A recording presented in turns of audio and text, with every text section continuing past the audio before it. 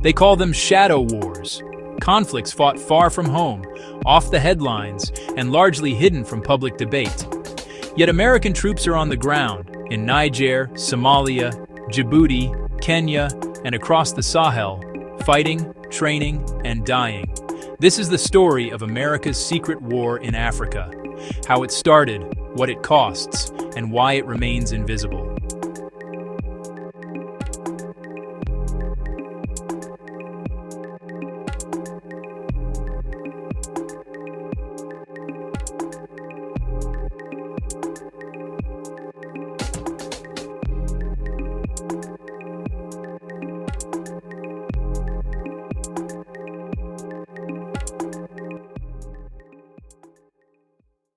Since 9/11, the U.S. has quietly expanded its military footprint across Africa.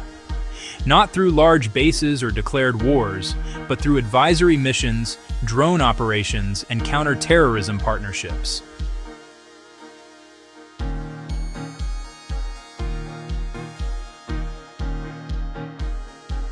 The command behind it all is U.S. Africa Command, AFRICOM, created in 2007 and headquartered in Stuttgart, Germany. Its official mission: to promote U.S. national interests and strengthen the defense capabilities of African nations. Its unofficial reality: a web of forward operating sites, surveillance outposts, and special operations teams across nearly 29 countries.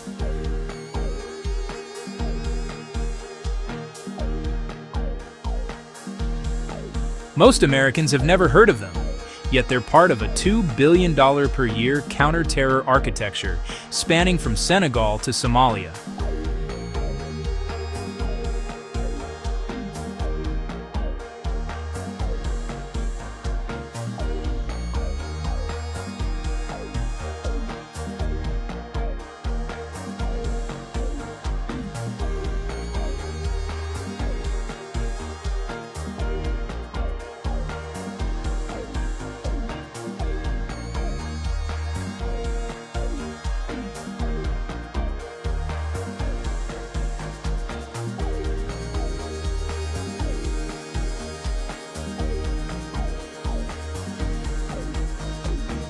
Advising here, monitoring there, striking when authorized, a mosaic of missions that rarely makes the news.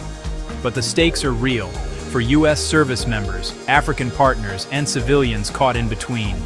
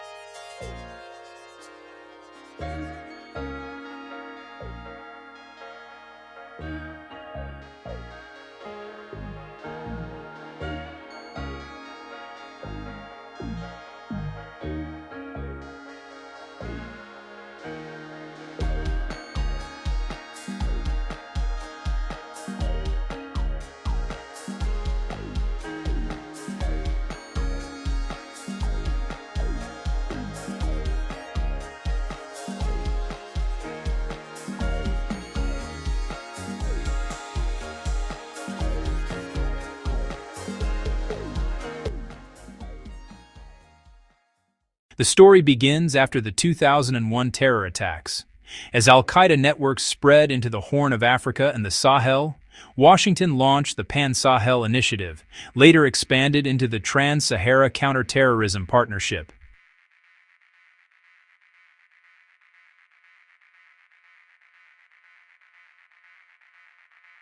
The goal was to prevent the next Afghanistan by building partner capacity before terrorists could take root.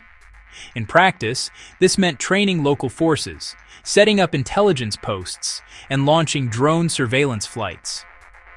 By 2013, U.S. Special Operations units were quietly deployed to Niger, Mali, Chad, and Mauritania. By 2017, the U.S. had over 7,500 troops stationed or rotating across Africa, more than in the Middle East outside Iraq and Afghanistan. Africa became the next frontier for counter-terror operations, but without congressional oversight or public debate.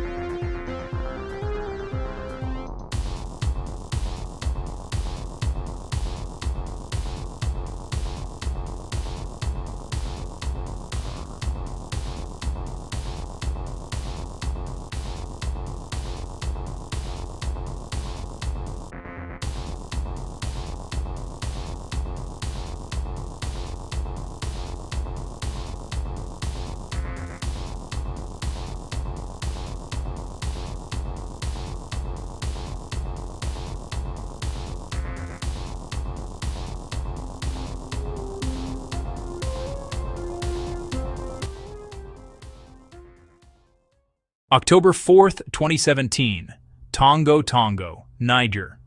A routine patrol of 12 U.S. and 30 Nigerian soldiers was ambushed by ISIS-affiliated militants.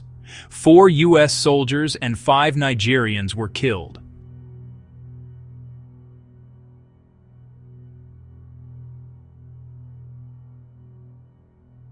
It was the deadliest U.S. combat incident in Africa since Black Hawk Down in 1993. And for many Americans, the first time they even learned U.S. troops were in Niger. The mission, officially described as a reconnaissance patrol, turned into a 3-hour firefight. Drones arrived late. Air support was delayed.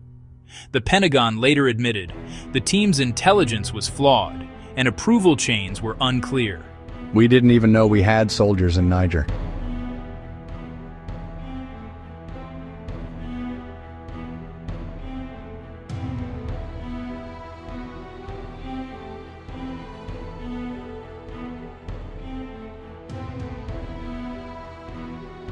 The Tongo Tongo ambush exposed what many analysts had warned for years.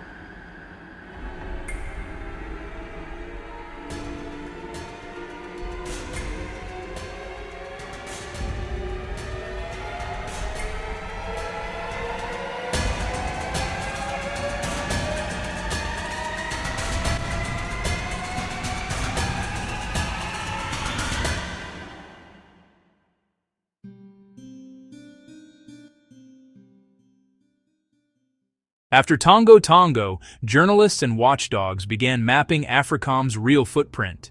They discovered a network of 29 bases, including Camp Lemonnier, Djibouti, the only permanent U.S. base in Africa, Agadez Air Base 201 in Niger, a drone hub for the Sahel, Shabelle Airfield, staging for classified drone strikes into Yemen and Somalia.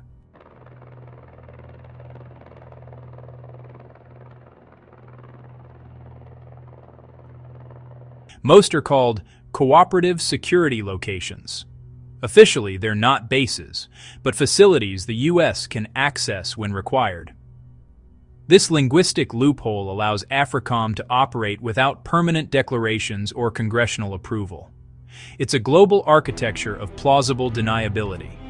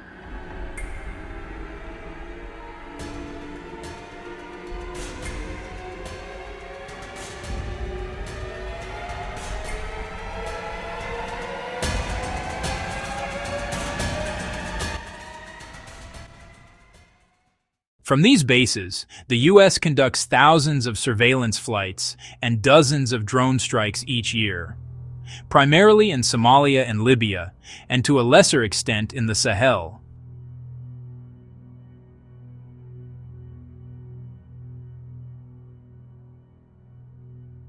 In 2023, the U.S. carried out at least 21 confirmed airstrikes in Somalia targeting al-Shabaab.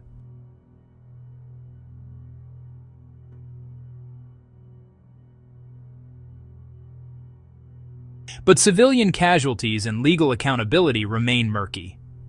Unlike in Iraq or Syria, the Pentagon classifies most Africa missions as advise and assist, keeping them below the threshold of armed conflict. When civilians die, investigations are internal. Families rarely receive compensation or acknowledgement.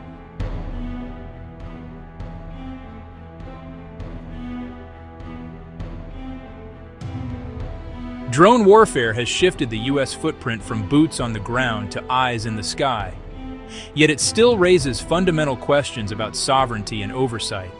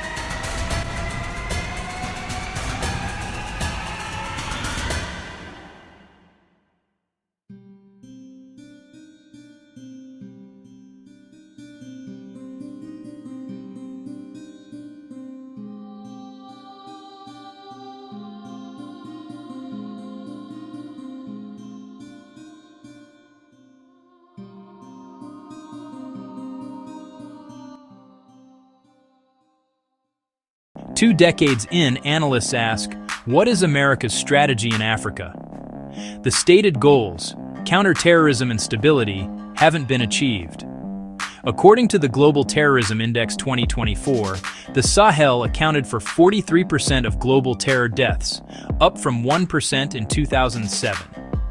Critics argue the U.S. approach fuels instability, empowering unaccountable local forces, relying on airstrikes, and treating symptoms, not causes. Terrorism in Africa isn't just a military problem. It's economic, political, and social. The U.S. strategy often ignores that. Even the Pentagon admits many missions lack long-term political follow-through.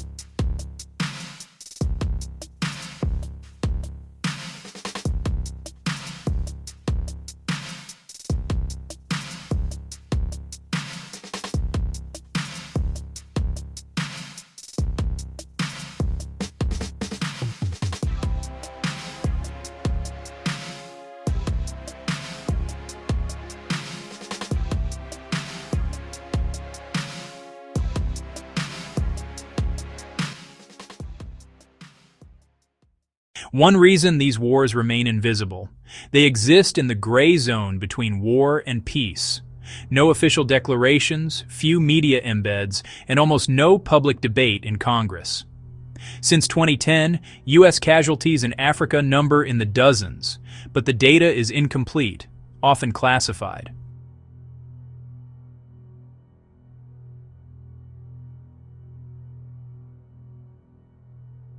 And the number of missions?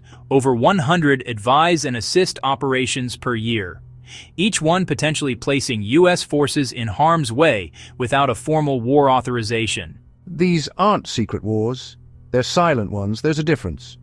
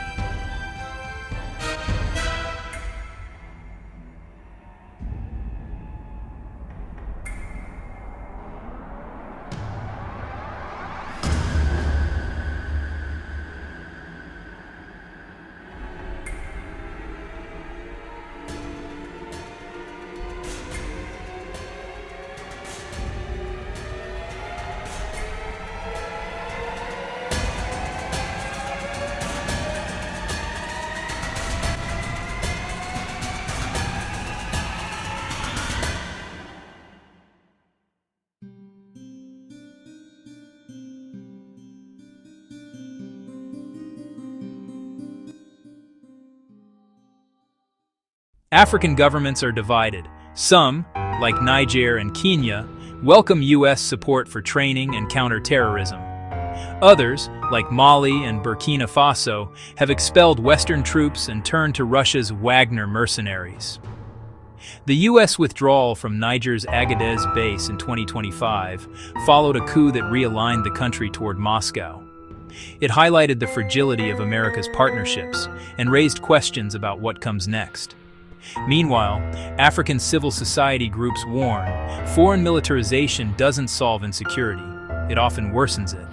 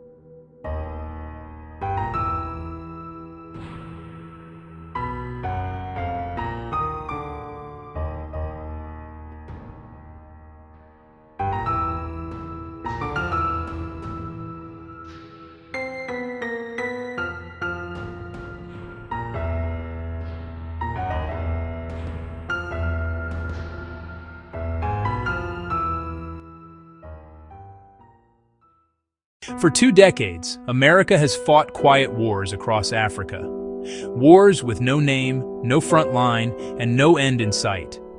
What began as a mission to stop terrorism has evolved into a permanent presence, one that shapes Africa's politics, economics, and future. As the world's attention shifts to Asia and Europe, Africa remains the theater where U.S. power operates in the shadows, and where the cost of silence is still being counted.